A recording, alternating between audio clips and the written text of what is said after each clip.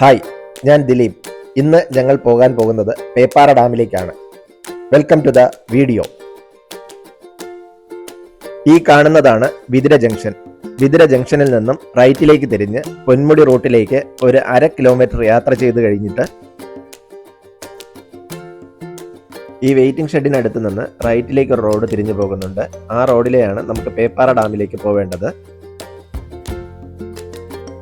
ഈ കാണുന്ന സ്ഥലത്ത് നിന്നും പേപ്പാറ ഡാമിലേക്ക് 9.5 കിലോമീറ്റർ ആണ് ഉള്ളത്. ഇനി നമുക്ക് പേപ്പാറ ഡാമിലേക്ക് പോകാം.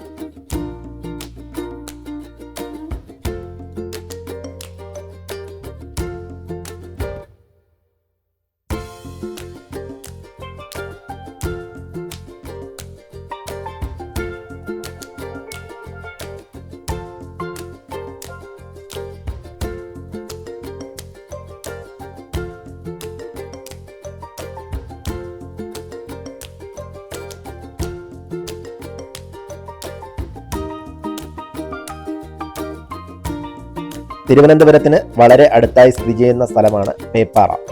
ഇത് ഒരു വന്യജീവി സംരക്ഷണ കേന്ദ്രം കൂടിയാണ്. പേപ്പാറ വിതുര പഞ്ചായത്തിലാണ് സ്ഥിതി ചെയ്യുന്നത്.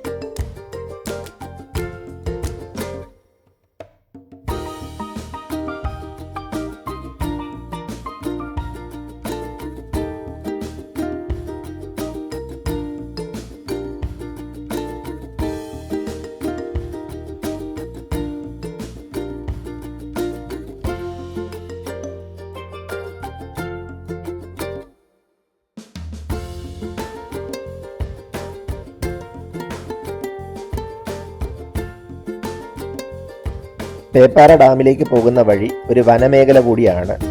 ഇരുചക്ര വാഹനങ്ങളിലൊക്കെ പോകുന്നവർ വളരെ സൂക്ഷിച്ച് യാത്ര ചെയ്യുക. കാട്ടുമൃഗങ്ങളുടെ സാന്നിധ്യം ഒരുപാടുള്ള ഒരു സ്ഥലമാണിത്. കൊടിയക്കാല വനമേഖലയിൽ ഉൾപ്പെട്ടതാണ് പേപ്പാറ ഡാം.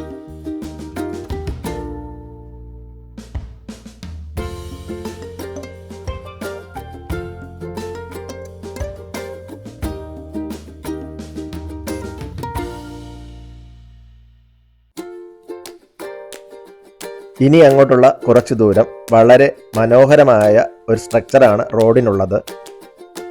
ഫോട്ടോഷൂട്ടിനൊക്കെ പറ്റിയ ഒരു സ്ഥലമാണ് ഇവിടെ. പോകുന്ന വഴിക്ക് നിങ്ങൾക്ക് ഇവിടെ നിർത്തി മനോഹരമായ ഫോട്ടോകൾ പകർത്താവുന്നതാണ്. ഞാനും മോളും കൂടി പേപ്പാറ ഡാമിലേക്ക് പോകുന്ന വഴിക്ക് ഇവിടെ നിർത്തി കുറച്ച് മനോഹരമായ ഫോട്ടോകളൊക്കെ പകർത്തിയതാണ്. നിങ്ങൾക്ക് ഇവിടെ നിർത്തി ഫാമിലി ആയിട്ടൊക്കെ എൻജോയ് ചെയ്യാൻ പറ്റിയ ഒരു സ്ഥലമാണ്. ഇവിടെ നിന്ന് ആഹാരം കഴിക്കുന്നതിനൊക്കെ നല്ല ഒരു സൗകര്യമുള്ളതാണ്. ആഹാരം കഴിച്ചതിന് ശേഷം ആഹാര സാധനങ്ങളുടെ അവശിഷ്ടങ്ങൾ, പ്ലാസ്റ്റിക് വേസ്റ്റ് ഒന്നും ഇവിടെ ഇടരുത്. അങ്ങനെ നമ്മൾ യാത്ര ചെയ്ത് പേപ്പാറ ഡാമിന്റെ മെയിൻ എൻട്രൻസിൽ എത്തിച്ചേർന്നിട്ടുണ്ട്. ഈ കാണുന്നതാണ് പേപ്പാറ ഡാമിന്റെ മെയിൻ എൻട്രൻസ്. ഇവിടെ തന്നെ വാഹനങ്ങൾ പാർക്ക് ചെയ്യുന്നതിനുള്ള ഒരുപാട് സ്ഥലമുണ്ട്. ഇവിടെ വാഹനങ്ങൾ പാർക്ക് ചെയ്തതിന് ശേഷം അവിടെ ഒരു സെക്യൂരിറ്റി ഓഫീസ് ഉണ്ട്. നമ്മൾ പോയി നമ്മുടെ അഡ്രസ്സ് അവിടെ കൊടുക്കേണ്ടതാണ്. അഡ്രസ് എല്ലാം എഴുതി ചേർത്തതിന് ശേഷം പ്രത്യേകിച്ച് ഫീസൊന്നുമില്ല. ഇത് ഞങ്ങൾ പോയപ്പോൾ കണ്ട ഒരു തേനീച്ചക്കൂടാണ്. വളരെ ഭംഗിയായിട്ട് തോന്നിയതുകൊണ്ടാണ് ഇത് എടുത്തത്. 1983 പേപ്പാറ ഡാം നിലവിൽ വന്നത്.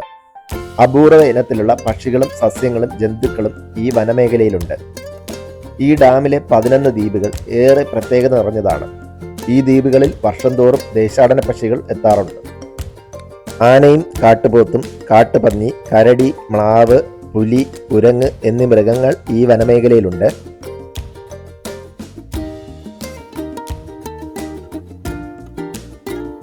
ഈ കാണുന്ന വഴി നേരെ താഴേക്ക് പോയി ആ പച്ച സൈൻ ബോർഡിന്റെ അവിടെ നിന്ന് വലത്തേക്കൊരു വഴി താഴേക്ക് പോകുന്നുണ്ട്. ആ വഴിയെ താഴേക്ക് പോയി കഴിഞ്ഞാൽ ഡാമിന്റെ റിസർവോയറിനടുത്ത് എത്തിച്ചേരാൻ പറ്റും. അവിടെയാണ് ഹൈഡ്രോ ഇലക്ട്രിക് പദ്ധതിയൊക്കെ കാണാൻ പറ്റുന്നത്. ഡാമില് ഷട്ടർ തുറന്നിട്ടുണ്ടെങ്കിൽ മനോഹരമായ കാഴ്ച അവിടെ നിന്ന് നമുക്ക് ആസ്വദിക്കാവുന്നതാണ്.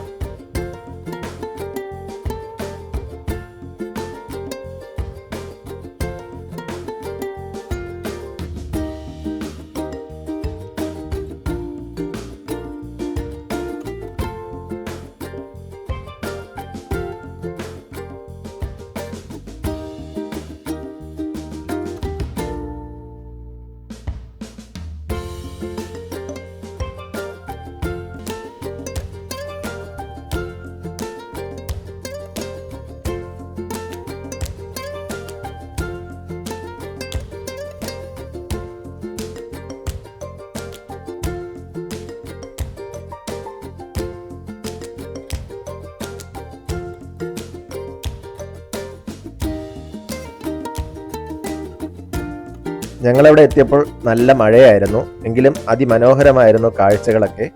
ഡാമിന്റെ മുകളിൽ കാണുന്ന ഈ ഭാഗത്ത് കൂടി നമുക്ക് നടന്നു പോകാൻ പറ്റുന്നതല്ല.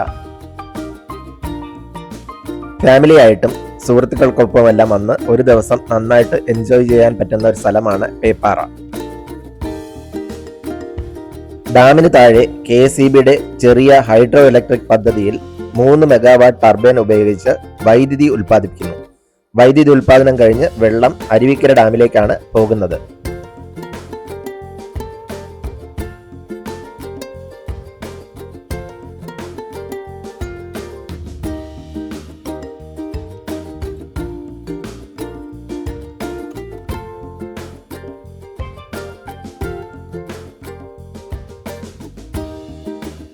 ഈ വീഡിയോ എല്ലാവർക്കും ഇഷ്ടപ്പെട്ടെന്ന് വിചാരിക്കുന്നു. വീഡിയോ ഇഷ്ടപ്പെട്ടാൽ ലൈക്ക് ചെയ്യാനും ഷെയർ ചെയ്യാനും സബ്സ്ക്രൈബ് ചെയ്യാനും മറക്കരുതേ. മറ്റൊരു വീഡിയോയുമായി വീണ്ടും കാണാം. Thanks for watching.